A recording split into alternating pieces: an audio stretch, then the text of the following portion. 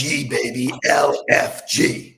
You hear that bugle and you know what time it is. It's time for another Nudelberg Daily Huddle. We're here on a Tuesday. We're ready to get after it for another day. Hit you with some information, some inspiration, some implementation, and create some impact. So let's go. Let's get after it. I love it. First off, couple of housekeeping things. Shout out to Michael Ficara. That was super fun. He invited you and I to be on his podcast, which was super, super cool. There's Michael. He's showing up bright and early. So thank you. Can't wait for that episode to air because the conversation flowed, man. We blasted an hour pretty quick.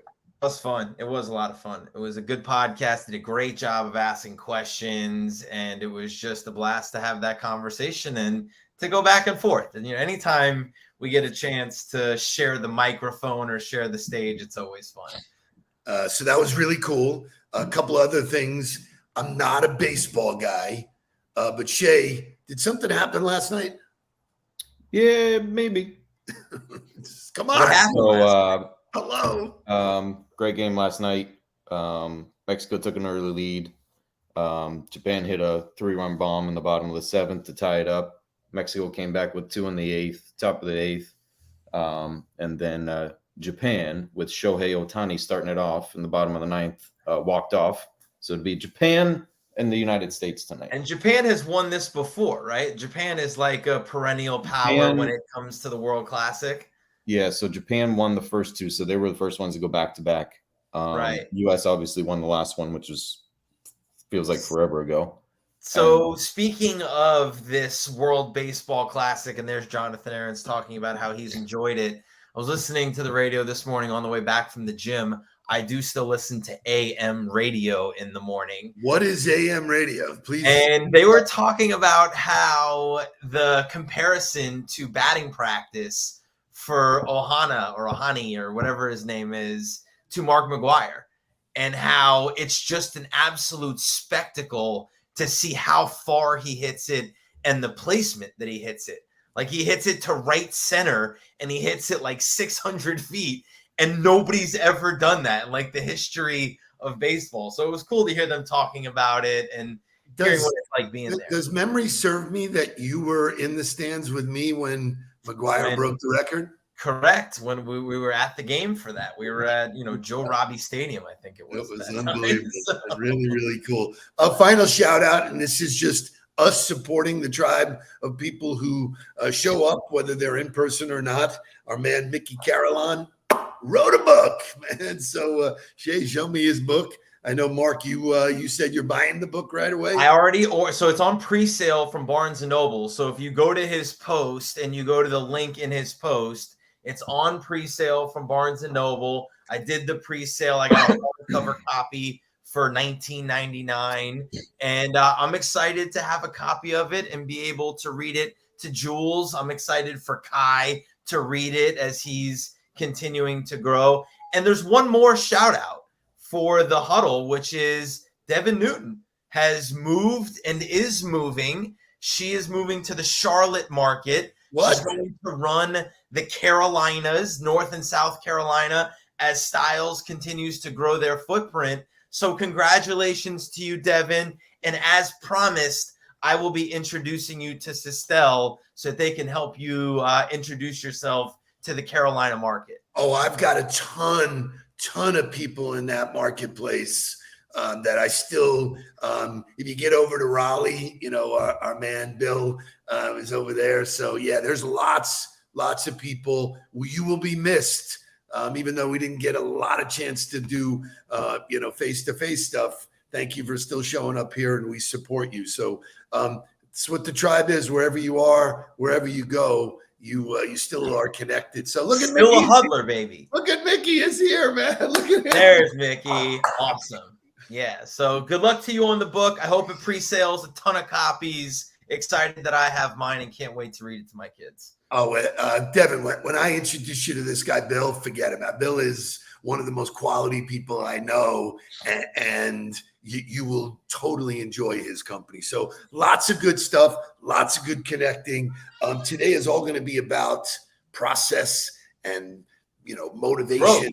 process, growth, and all of the stuff that we need in order to be able to get better and perform. But before we do any of that, we've got to wake up. Shay, wake it up. Wake up, everybody. Get up, get up, get up, get up. Wake up. Come on, come on. Wake up, everybody. Teach a new way. Maybe then they'll listen what you have to say. Wake up, everybody. No more sleeping in bed. No more about to thinking, talk, but thinking ahead. Come on.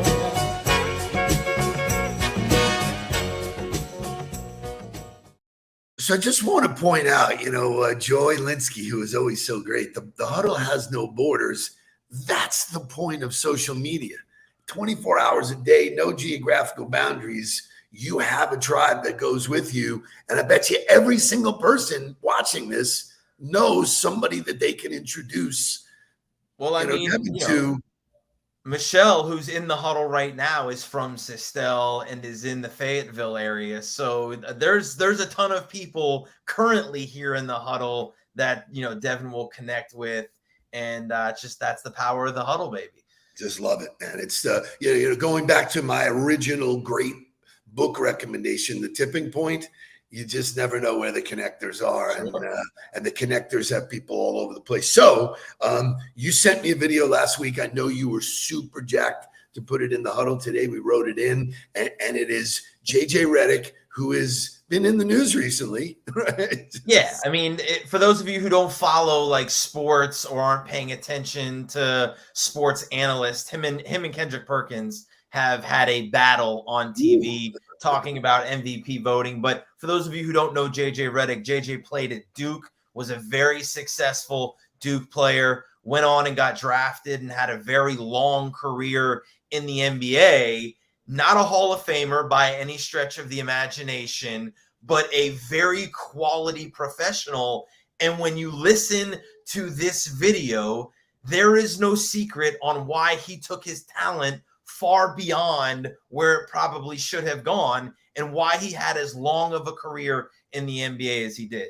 Shay, show me the video. You weren't even around me in the offseason. My off-seasons were harder than the season, bro. That's the fact. And that's a big reason I retired, because I couldn't do a fucking another offseason. Like, my off-seasons were 6 days a week, 2 or 3 workouts a day, Saturdays off, Sundays make 342 shots exactly every Sunday in the off-season for the last 13 years. Why 342? It's very simple, man. There's 7 spots on the floor, 20 spot 2s, 20 spot 3s, 3 dribbles going right, 3 dribbles going left. That's plus 20 free throws. That's 342. My routine, like, on a normal day of game, I knew exactly what I was going to eat for breakfast. I knew exactly when I was going to get to the gym, knew exactly how many minutes I was going to spend in the hot tub before I got on the training table. Then I got my work in the weight room for activation. Then I got my pre-shoot around shooting, then my post-shoot around shooting, then my cold tub. Knew exactly what I'm going to work or eat for lunch. Then I knew exactly when I was going to nap. I had my naps timed out, bro. By the end of my career, if I said I need to fall asleep at 1:05 to wake up at 3:30, I could do it like that. Your body just He's making me feel like I could have been better, ladies and gentlemen. I didn't have none of this shit. I know I had a routine. Yeah. This is different. I loved the process. I loved everything that went into it. So Quentin Richardson said something there at the end of it that I think is very important, which he said, I think I could have been better. Dude, I just wrote that down. I swear to God, that is the most telling thing of the entire conversation. Those of you who don't know who Quentin Richardson is, he was a very successful NBA player, super talented. But in him listening to JJ Redick, he goes, oh, wait a minute. I had a routine, but this is different. This is different. And so when you listen to the way that JJ Redick broke down his process, quantifying behaviors, being very strategic about how he did things, but then the routine piece of it. I think knowing what he was going to do, when he was going to do it, how he was going to do it, that to me, there's not a lot of people who articulate it in words for people to understand how maniacal and detailed you can be about your routine and process. But that is a guy who probably shouldn't have had as long of a career in the NBA as he did. But he did because he put in that kind of work every offseason, which offered him the opportunity to be that much better than guys that were more talented than him. So, for me, one of the other telling points was he said my off season was harder than the season. So the only thing you really have to hang on to during the season, you're going to go through ups and downs, wins and losses, slumps. You're still shooting and boom, nothing's going in. You feel like you're never going to hit a basket again. That's just the nature of sports, the nature of life, the nature of business development. You're not going to hit it all the time. The only thing you can count on is that process, is just stay in the process, stay doing it, because actually there's comfort in that. Knowing this is what you do is very comforting. It's a blanket for me. People say it's uncomfortable. I'm comfortable with the uncomfortable knowing this, this sucks. Well, that to me is, and so having this conversation, I had this conversation with somebody yesterday who was talking about leading a sales meeting, and their pipeline is essentially empty. They're trying to develop the pipeline. And I was like, look, like you can't walk into that meeting and go, where's all the pipeline opportunity after you just really defined the process for people a week ago? So you got to start understanding. You got to show them how, number one, by being the example and showing them what you're doing. But then number two, you got to talk about the behaviors that are going to lead to having the pipeline. So where I think about JJ Redick and how that applies to JJ is he was like 342 shots. There's 20 spots on the floor, 42 or 22s, 23s. There's 3 dribbles left, 3 dribbles right. He's talking about the activity, not the thing that's going to happen in the game, not the shooting percentage, not the outcome of that work. So to me, it's okay. How are you reaching out to people? Show me the points of contact, the touch points that you've created out to people. Then we can talk about how those are converting to conversations. Then you can talk about how those conversations are converting to relationships. Then you can talk about how those relationships are converting to opportunities. But if you're only looking at the pipeline, you're missing a 5-step process that leads to that pipeline. It is, the examples are everywhere. I'm in these reels every day, and I'm grateful for them because it's not aimlessly scrolling. I am, as James Clear said, I'm the hawk.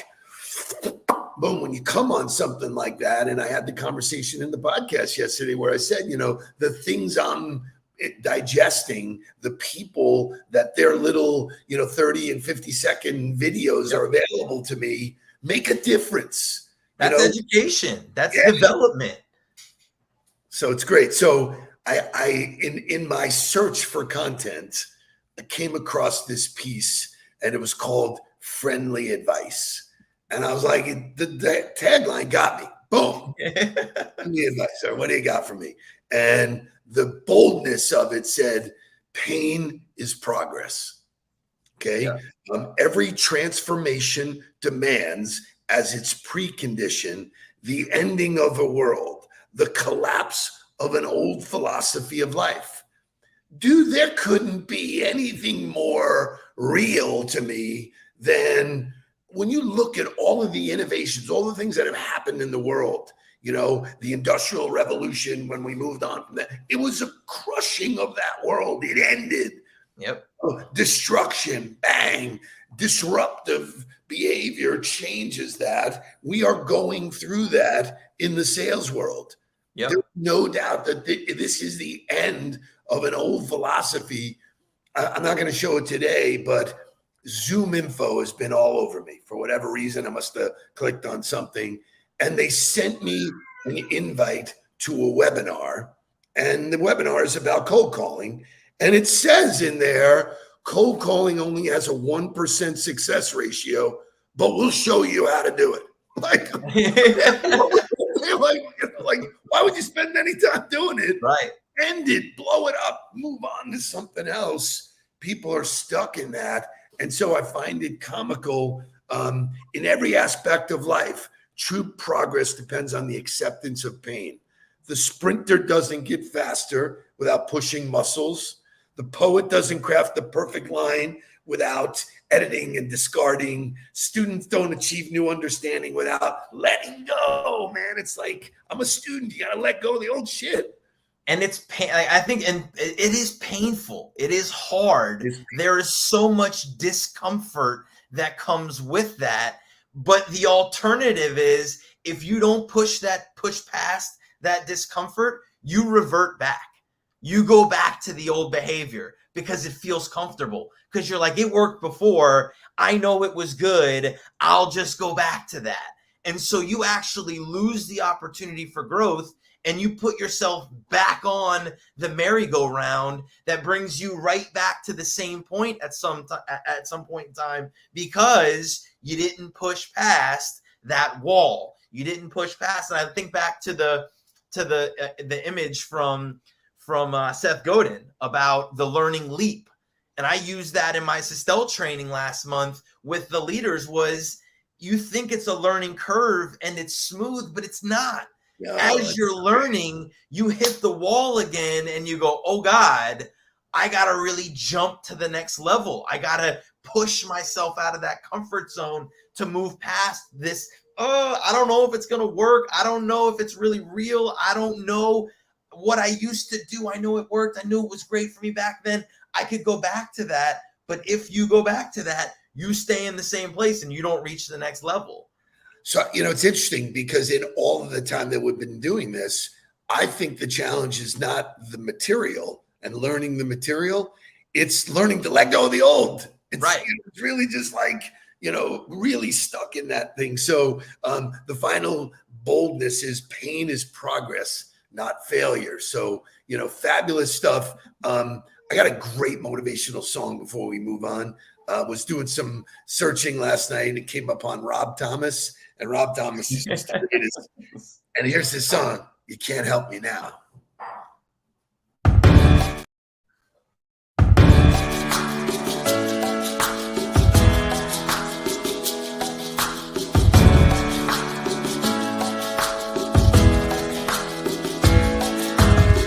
Sunlight falls heavy, can't hide your wake already.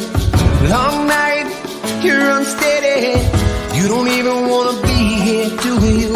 Cry out, not for the last time. It's funny how a word might save your life. And I'm saying a lot right now, but I don't want to fight. I don't want to cry. I don't want to leave. I don't want to be here now. There's a bad taste in my mouth. I stumble in the dark, tripping on my heart. It's gonna leave a mark. Maybe we could stay and wait it out. You're the one that talks me down, and even you can't help me now. Even you can't help me now.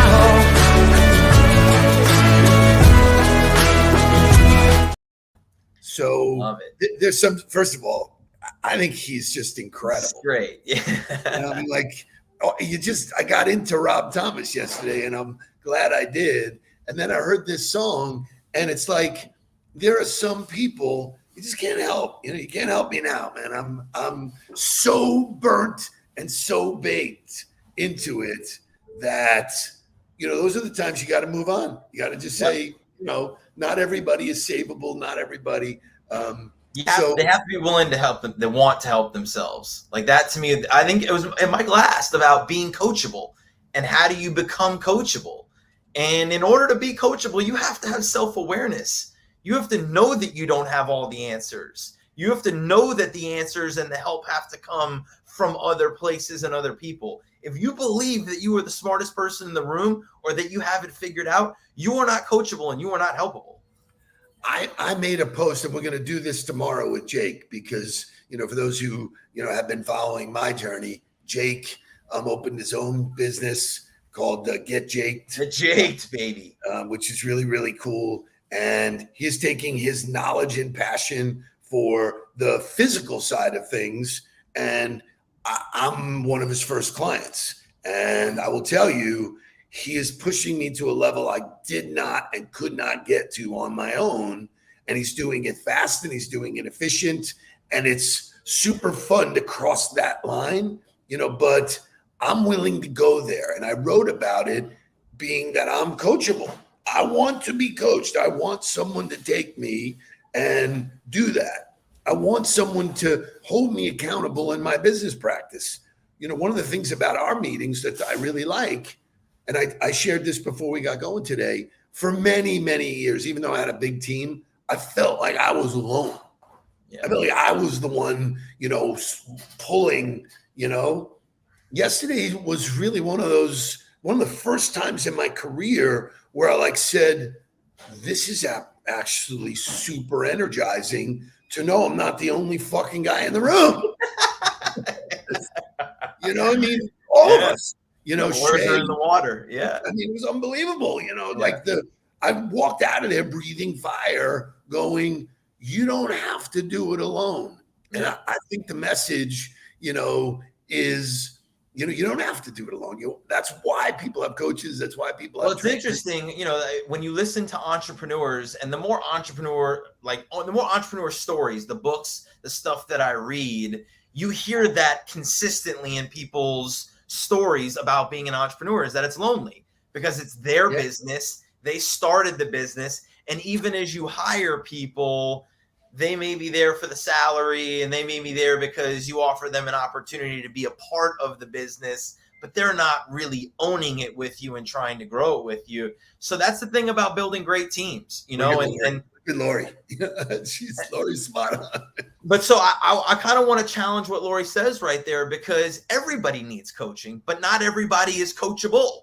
So there isn't anybody who doesn't need coaching. Which is what she's saying. She's saying they're not self-aware enough to go, I have blind spots. I could use somebody on the outside saying to me, hey, you know what? If you just move the pawn this way, there's a chess move that I didn't see, because they look at it differently. There's a great filter for who you have on your team. Is if you've got people on your team that are not coachable, they're never going to help you grow or be where you need to be. As soon as you offer somebody the opportunity to see a blind spot and help them with a blind spot, if they're not willing to accept that, they're not going to be able to reach the growth that they need in order to help you grow the business, in order for you to not feel like you're alone in it, in order for them to be able to contribute to the team in a way that really creates impact. I think, defining who's on your team, everybody needs coaching. The only people that actually deserve the coaching are the ones that have the self-awareness to know that they need it and will take it. Love that. I will leave us with one thing today. And that one thing is, there is no growth without investment. Yep. The investment comes in a lot of different ways. A lot of it is faith. A lot of it is money. A lot of it is time. But whatever it is, investment compounds. Invest in yourself. Thank you for being along the journey with me, sir, because it really has been, and it just keeps showing up, man. Fun. So everybody have a great day. Success leaves clues. Pay attention to the stuff we're talking about and that we're showing you. Take it and share it with somebody else and watch the impact it has. Cool stuff. Great stuff. Great show. Thank you for being a part of our journey. Thank you for being committed to the huddle. Comment, like, share. If you learned something today, if you got value from today, our only ask is that you share it with somebody else. So go make it a great day. Let's show up tomorrow to get jaked. Let's get down to business. We will see you guys tomorrow. Please don't worry about me. I'm about to let my heart speak. My friends keep telling me to leave this. So let's get down to business. Let's get down to business.